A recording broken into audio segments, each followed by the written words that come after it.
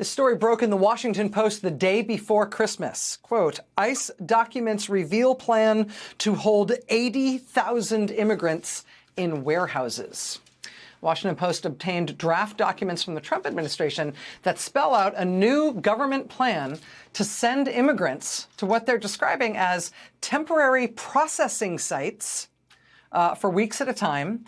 And then from there, they're planning to send immigrants to one of 7 new large-scale warehouses, essentially semi-permanent warehouse prison camps, each holding up to 10,000 people. The Washington Post stating the painfully obvious here, quote, such structures are designed for storage and shipping, not human habitation. They tend to be poorly ventilated and lack precise temperature controls. And because they are typically located far from residential areas, they may not have access to the plumbing and sanitation systems needed to support thousands of full-time residents. Yes, literally warehousing people, among other things, is hard. In the aftermath of Pearl Harbor, after Japan's attack on the United States in December 1941, in early 1942, the United States government rounded up tens of thousands of Japanese immigrants and Japanese American U.S. citizens. And that system, the Japanese American incarceration policy, it's sometimes called an internment policy, but it was really an incarceration policy. The way they structured that, the way they did it, is uncannily like the plan that is now being reported in the Washington Post about the Trump administration. In 1942, Japanese Americans were first put into temporary processing centers, where in many cases they were forced to live in horse stalls. Government rounded them up, sent them to live in racetracks, in old horse stalls for weeks or months. And then they were sent from those temporary centers on to more permanent prison camps, which held thousands of people. And they were held there under military guard for years. Temporary processing centers, then mass prison camps.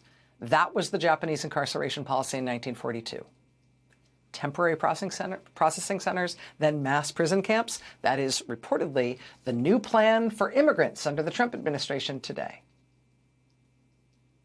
When the U.S. did that in 1942, one of the tragedies of that time, looking back at that history, is that there really was no major public outcry. There was no opposition movement that pushed back against that moral catastrophe being carried out by the U.S. government.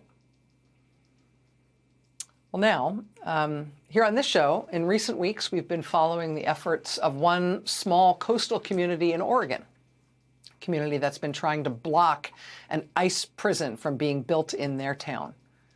People in Newport, Oregon have been piling into public meetings, protesting outside City Hall. Newport, Oregon is now suing the Trump administration to try to block them from putting an ICE prison in their remote town.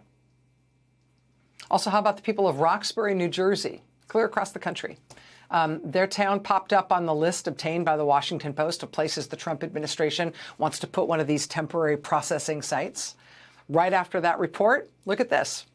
This was a town council meeting in Roxbury, New Jersey, the day before New Year's Eve. Constituents lining up to tell their representatives they do not want a new ICE prison in their town. They will not stand for it. People in Roxbury then protested in below freezing temperatures this weekend out on the side of the highway. One of the reasons the government was able to get away with what it did to Japanese Americans in World War II is because they did a good job of hiding it. They built these prison camps in remote, faraway places.